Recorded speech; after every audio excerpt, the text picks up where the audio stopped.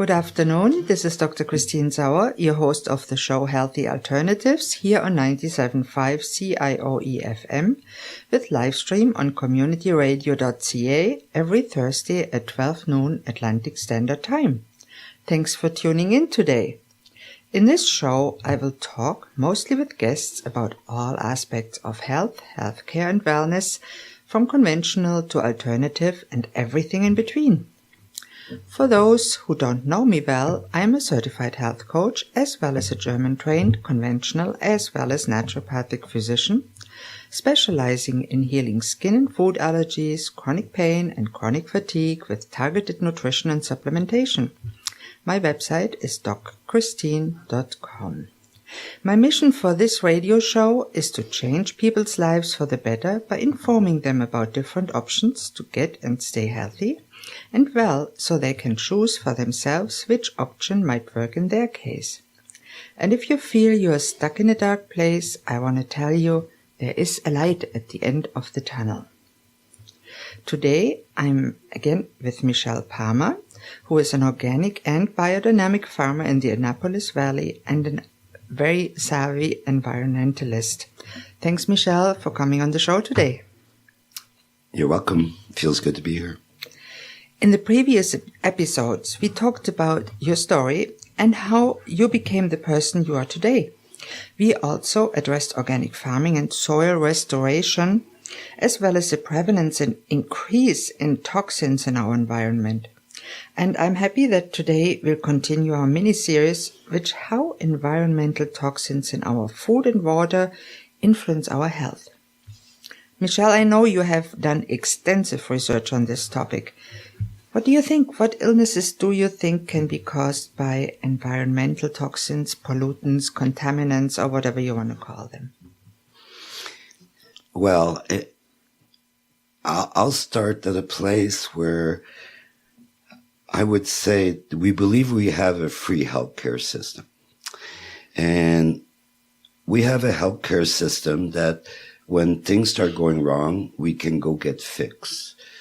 But by that time, we've already have accumulated a lot of baggage that is noticed only when it shows drastic enough symptoms to change it. So we've never been taught to actually choose our food because it's the best thing for us to have. So we often eat because it tastes good, something we're attracted to because we like how it tastes in the moment. We never really look how much is it energy does it give me and where do I go with that, right? Will I be able to go do the exercise I want to do or whatever after that, or is that going to be couch potato stuff? And so That's a good one. For me, it is carbs. When I eat a piece of cake or something like that, I get tired like crazy. So coming back to free health, Yes. I think it's the opposite. Mm-hmm. We're going to be healthy only if we invest in ourselves. Most people would buy a truck and they would put the best gas, they would put the best oil. They would not recycle oil and put it in their truck when they change their oil. Here we're buying sometimes something that's been cooked in oil that's been 5 days happening in one restaurant. The oil is dead. It's been burnt for a long time. It should have been changed 3-4 days ago, but it's cheaper to keep it another 2 days until the clients complain a little bit. And then next time you come say, oh, it tastes much better. Well, more and more we're learning that choosing and paying for a service. So I would suggest to everybody that is wondering if they're sick or not, to go find somebody that will help you figure out what it is you're not doing right for yourself. Exactly. Instead of somebody that's going to give you something to eliminate the feeling you're feeling so that you can keep on doing what you want to do. Somewhere we have to ask ourselves, what is it that's not working? Mm-hmm. And each one of us is an experiment. I would say we are all guinea pigs. We are in a way because we went since probably the 1900s, we went from 0 man-made chemicals to we're over 100,000. And we were told they were all going to be safe. Mm-hmm. They're all safe. Doctors are still defending them like there's no problem with the chemicals. It's just humans now are getting weaker and weaker, and we're just, half of us are getting cancers. You know, we're getting autism that's growing. It's doubling every 8 years right now. Mm-hmm. And so we're at the point that, and this is where we're going to go from here. And food allergies are rampant now. Yes. So we look at the really heavy chemicals mm-hmm. that we're being invaded with. Mm-hmm. The first one is chlorine. Mm. So it's in our water. If you have city water, it's in your water. You can smell it. That's right. So one way you can lower that if you have no choice is you can let it evaporate without a lid. You give it 24 hours evaporating. A lot of chlorine will evaporate away. The chlorine is there to prove that there's no bacteria. So it is a chemical test to make sure that your water's sterilized. Now, why are you drinking sterilized water? Ask yourself. Why? Why would you want to kill everything that's naturally in the water? Because some of that what's nowadays in the water actually contains toxins, like the case was with the well and the beef that grazed right next to the well and had multi-resistant Escherichia coli, which is a pathogenic bacteria in their bowels, which normal beef never have, but those did. Exactly. Mm.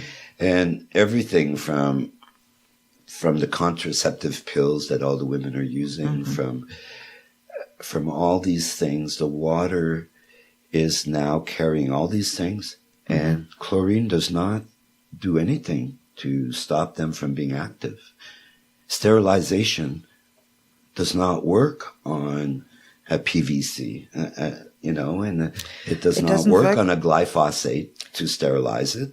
On the contrary, yeah, it doesn't work on all the antibiotic residues that are in there, on the contrary, it sterilizes your gut when you drink it. Exactly. So for me, as last time you were asking me, what is my priority? I go, I breathe as much as I can. I breathe as much clean air as I can. I am outside as often as I can to breathe as much outside air, not just inside air. Everything that's plastic inside your house is off-gassing. So if we come back now, going outside, why is it better than doing exercise inside? Well, there you go. So more air for people, cleaner water. So if you have a choice, you're going to the country, bring a 5-gallon container with you. Find a farmer that's got a spring. Give them $5, much better than the Sobeys water you're going to get. That often comes from a well that's right beside a town somewhere. And they're getting all their water right beside wherever it comes from. And that can be called well water, or it can be called spring water sometimes, even though it's not really a spring. And you mentioned Sobeys, but Superstore or Walmart, it's all the same. All grocery stores do that. If people knew that the Montclair that comes from Quebec, where the well is, which is right beside my hometown, the well is 100 yards from a huge highway. And it's on one side, it's farmers' fields, and on all other sides, it's all road. I mean, it's been there. This road has been there since I was a kid. And that's where the well has always been. And it's a small plant, but it produces most of the Quebec water that's coming here and being sold as exotic water. But so how to question where we're getting our source is the intelligence that we have to work on. People starting to think health is not free, but it's an investment in myself. Finding your best health coach that can help you become better. Someone like you, or a naturopath that's, or looking at better ways, going to see an osteopath before you go to a back operation because you've been suggested by your GP. And there's amazing natural health practitioners out there, complementary. Exactly. And some of them I had on my show, and I hope to have many more of them. The only reason naturopathy has not been emphasized is because it doesn't have the pharmaceutical company supporting it. You don't have billions and billions of dollars of infrastructure of trying to make believe that the science that is showing some result of removing symptoms is actually not removing the problem. but actually adding. So you look at anybody that goes on blood pressure medicine, they never back away from blood pressure medicine, not as long as they see a doctor.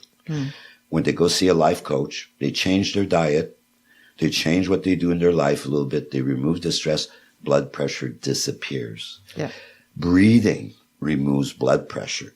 I can show everybody how to remove their blood pressure if they want to listen to breathing and applying it.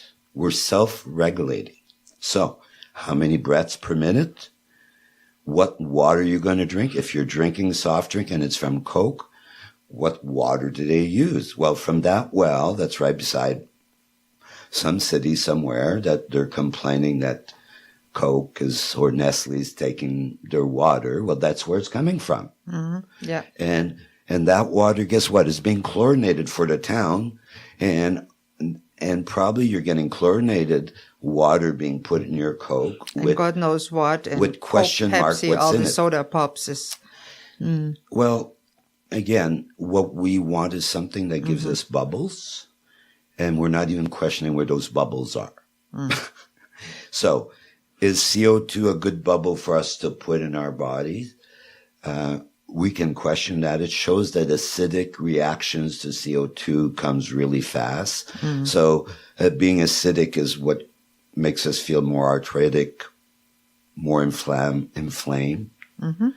And so it adds to everything else what we're doing with food. So at this point, once we clean our water and we make sure we're breathing, how do we stay cleaner in our food? Well, we started mentioning last time, go to a local source, find out what they're doing.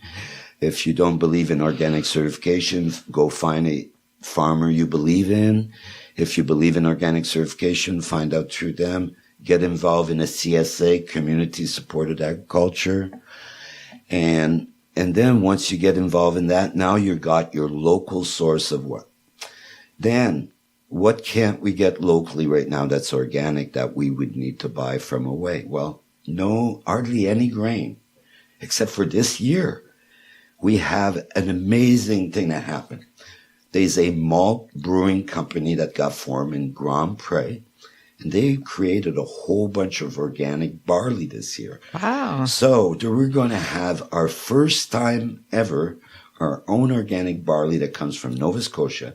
And everybody that's buying organic barley from there will be able to have organic beer, make organic malt, and will be able to make even hard liquor out of organic grain for the first progress. time in Canada. First time in Canada ever now. Not that I promote you getting drunk all the time. No, but even for extracting herbs and doing extraction, you need your best alcohol possible. Right. We will be able to get organic barley to make 100% proof alcohol. Wonderful. So this is amazing. I actually don't drink. Yeah. I've been But there's other almost organic grains grown locally, like the wheat, the red 5E organic non-GMO wheat that's grown locally. Yeah. And I know you had a role in that, and I use it for my bread. I love it. But it's really, there is some available, but there is so much that can be done, and it would be nice if it would be done. And we'll talk more about that in the second half of the broadcast. And this brings us to the end of the first half of today's broadcast here on 97.5 CIOE-FM Community Radio. Please tune in after the commercial break with more with Michel Palmer. Thank you.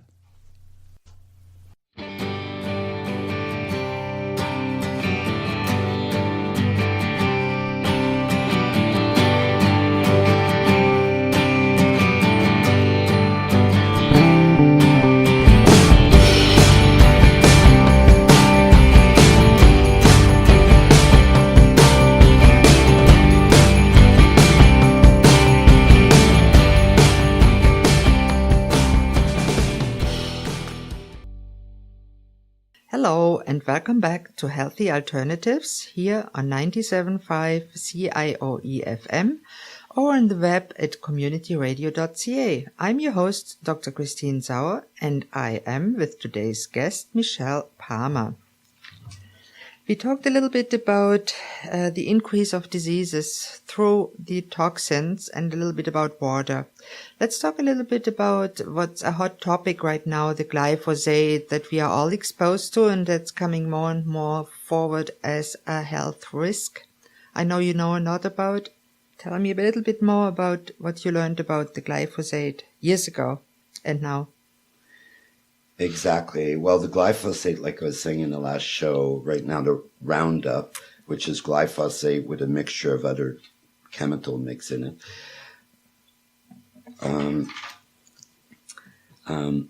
is being found in almost every food that we're growing at a certain level. And like I was explaining, we're harvesting our food, a lot of our food with it. And so most of the alcohol's got it. Most of our food now has got Roundup. And when you start looking at the side effects, or what they call Roundup poisoning, the list of disease and symptoms linked with glyphosate and poisoning is obesity, retention of weight, impaired liver function, hormonal imbalance, migraine, frequent headaches, thyroid disorder, diabetes, arthritis, digestion problems, coronary cholesterol, heart problems. So estrogenic cancers which includes brain, breast, cervical, ovarian, liver, kidney, prostate, testicular, bladder, endometrial, and colorectal cancer. Mm-hmm. And now we see the nervous disorder, Alzheimer, and Parkinson. And you were mentioning before that autism now has been linked. And if you see on all the curves of these diseases and you compare it to the curve of how much we've used glyphosate and herbicides and how this increase matches exactly the curve of disease rate. I think it's interesting to see the relationship, how that all comes about. The glyphosate destroys the soil. You said the nematodes in the soil, the bacteria in the soil too. And that destroys the quality of the food for one. But then when we ingest glyphosate in our food and water, it destroys the good bacteria in our gut, the microbiome. And that causes what we now know is leaky gut, which is still not generally well known. And the leaky gut causes a certain type of food allergy that people are not aware of they have. The delayed type of food allergies. They can eat a food every day and don't know they have it. And they have migraines. They have what you said, chronic fatigue, brain fog. They get bigger, can't lose weight. And it's all because of those hidden allergies that cause inflammation in the body. And I've seen more and more research that the inflammation is at the root of most, if not all, diseases you mentioned. And it's interesting that at least some of it can be linked back to toxins, especially glyphosate in our environment. Well, exactly. Like you mentioned, it's an antibiotic. So each time we're having it, it's like we know that after you've had an antibiotic, you actually should get yogurt or something to reintroduce bacteria in your gut. And not any yogurt will not do any, And not any yogurt. It has to be real live. A very active, good probiotic. Not sterilized. Yeah. And again, you were mentioning symptoms, even thinking you've got a flu one night after you ate and you go to bed and the next morning you're all right. That was probably glyphosate poisoning. And, or you had a light headache after. Well, it might have been the amount of sugar, but probably it's the same thing. The sugar was harvested with glyphosate, so it could be a antibacterial reaction to the food you're just eating. Wow. So, and it's so deep now that, like I was mentioning, Nature of Things last year did a program called Obesogens. And that was funny because it was 13 scientists over the world mentioning the symptoms of what they were studying. Yeah. And so the people that were studying nicotine and the side effects of what nicotine can do, when they started seeing babies being born from smokers, mothers smoking, they could see the same symptoms as the people today are getting from glyphosate reaction. Wow, yeah. So now you're seeing a second generation of things we were saying in the past that would happen. that the future genetics will be now affected by, and we've denied that we can't still even find that proof yet, right? We're never going to find that proof. Scientifically, you would have to isolate somebody and feed them only one thing, and that's the only way we could prove that something is totally that problem. No, right? that doesn't work. And the problem is that some of the big studies just don't work for the individual. We talked about it before. Yeah. Science is an intellectual brain thing. Do not bring your heart. Do not bring logic. Do not bring common sense to your story. All you have to do is prove what you wanted to prove. Get the statistics going, yeah. Mm-hmm. Well, we've shown that if you focus long enough on anything, whatever you believe will happen. I hate to say it, but there's a lot of fake science out. And sometimes when I read studies, I think of something that one of my teachers told me: don't believe any statistics you didn't falsify yourself. It's sad, but there's a lot of fake science out there. Well, you have science, then you have liberal science, you have conservative science, you got NDP science. You've got banking science. You've got big money science. You have pharmaceutical. You have agricultural science, yeah. Mm-hmm. As soon as you put money in front of science, you don't have now an authentic base of why you're doing. You have a money-based reason why you need to achieve something. Not to protect humanity, not to make sure it's safe on the planet, not to be precautionary like science said it would be. But to allow something to happen even though we know it's going to cause problems. I think science has, over the centuries, done a lot of good. It has really eliminated many diseases that kids especially used to die from. 100 years ago, they used to die from appendicitis, from pneumonia, from flu epidemics. They got pneumonia and passed away. Nowadays, they don't die immediately anymore from those diseases. They die from chronic diseases, or they live longer but are chronically ill. And I think modern science has not given us so far a good solution for that, and I don't think that solution will be found in more pharmaceuticals. The principle of sterilization as the beginning of the concept of how you're going to heal somebody has a false premise.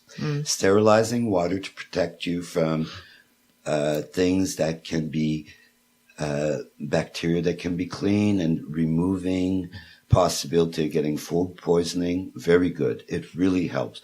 Making sure you have no feces or no animal feces near the water you drink was a very sound. Finding out that we were being poisoned by contamination was an amazing thing. Yes. But to believe sterilizing thing, putting sterilizing on your lotions on your hand all the time to protect yourself from bacterial virus, that is a false concept. In the general population, I agree, it's not necessary. It's different when you're doing an operation. Yes, you have to sterilize your hands and the stuff that you're working with, no question. But when I'm home with kids, you don't need antibacterial soap. Well, when you look, there's a movie called Babies, and you see a child in Africa being born, playing with old bones that the dog left in the sand as his toy. And you see these two babies being raised in Japan and USA. Well, coming back, though, to what we were saying, obesogens, I want to go back to this list. Go see Nature of Thing. We got 2 minutes left, we're being told. I will go real fast. We need to start cleaning up our food supply. Buy the best food. Invest in your food. Give yourself the best quality food. Yep. Find out what the source is. Every time you go play and you go, don't ask what you're eating. You're playing Russian roulette. Will you get a foggy brain, or will you get a flu from it? Will you be sensitive for a while? Would you lose energy? So I would look at these things right now. We've always known that lead is bad. Don't suck on lead. It's not good for you. Don't eat lead. We know that, yeah. Avoid lead. Nicotine side effect. Not only secondhand smoke, but third-hand smoke. That means residues on fabric. That's just right. As bad for babies as being smoked on upon. fructose. All the fructose is coming from corn, has been done with glyphosate, not a good source. Phthalates, stay away from cheap plastics. Don't cook, don't microwave. The main ones to look at is glyphosate is also part of the organophosphates, which is fertilizers, which is soaps, which is the detergents, which is the armpit stuff you're putting, the shampoo things. So clean your toiletry stuff.